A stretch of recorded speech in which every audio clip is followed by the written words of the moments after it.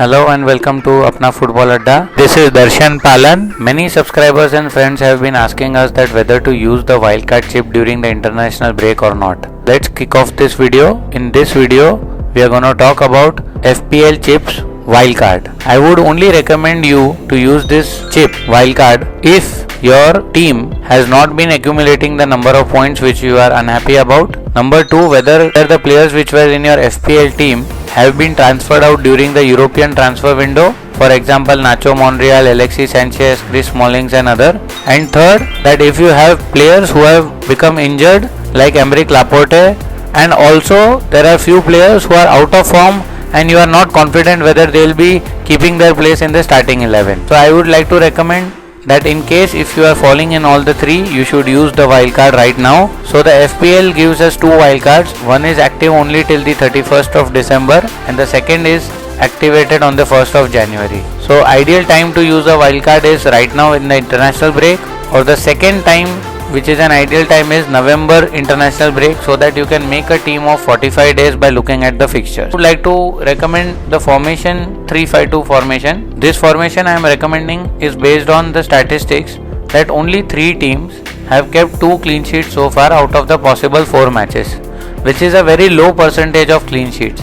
So as you can see in EPL, all teams are mainly attack minded and clean sheets are very far and few. Due to this, you should always go for a formation which is an attacking formation, 3-5-2 formation. So firstly I would like to start off with goalkeepers.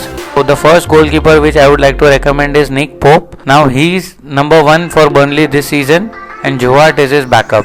So he will play all the games.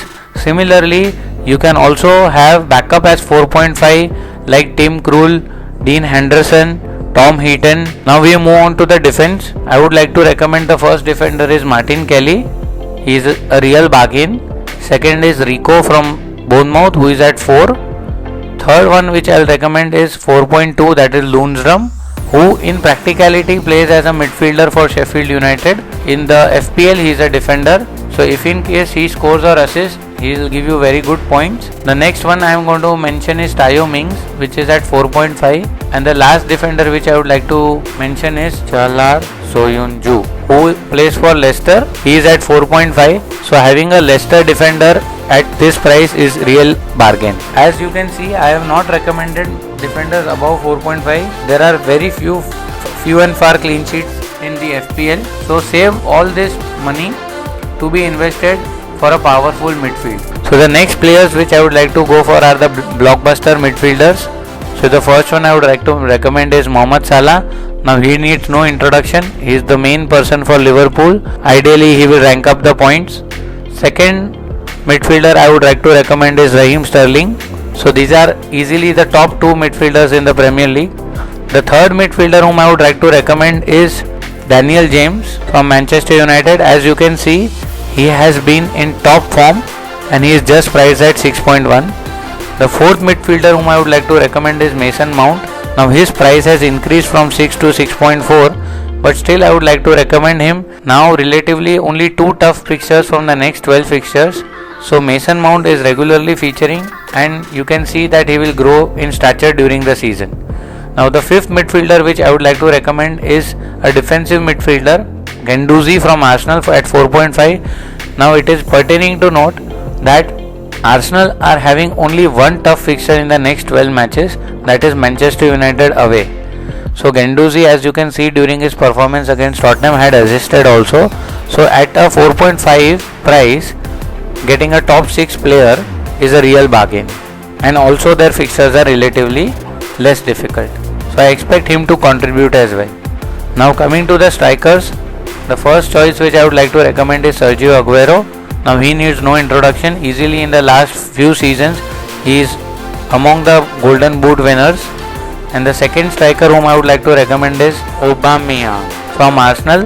Last season he had done really well. He was the Golden Boot winner, and also looking at Arsenal fixtures, he is the one whom you should straight away bring in your team. And the backup striker which I would like to recommend is Mason Greenwood. Now due to Lukaku going and also the number of injuries which Manchester United have, he can be one of the backups. So if you see the starting 11, they all can play, and Depending on the fixtures, you can swap the defenders, and one of the defenders can be the player who, in case there is some injury or something, he can become your player. And this is how the team looks. This is mainly an attack minded team. If in case you are using the wildcard, try and get these players. Also there are some like to like changes, so if in case you don't want Aubameyang, you can easily go for a Harry Kane. This is our recommendation for the wildcard, so do think wisely. I would really recommend that if in case your team is doing okay, you should have patience and use the transfers week in week out and wait for the wildcard. As we always say, FPL like EPL is a marathon and not a sprint. Don't forget to like this video, share this video on WhatsApp groups, do subscribe to our channel ApnaFootballAdda. So till then it's full time.